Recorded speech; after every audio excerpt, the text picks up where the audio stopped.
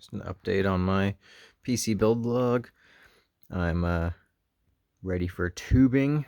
All wires plugged in, reservoir mounted. On a side note, I've never actually plugged so much stuff into a single motherboard. There's only one, oh, you can't see it up there. Yeah, one fan header and one RGB header unused. And then, yeah, both temp sensors, flow meter, front I/O, 3 USB 3 ports. Pretty awesome. 2 pumps, one on the AO header, one on the water pump header. Just because I ran out of fan splitters, 4-pin fan splitters. Got myself a little plaque I made, replaced the Iceman logo.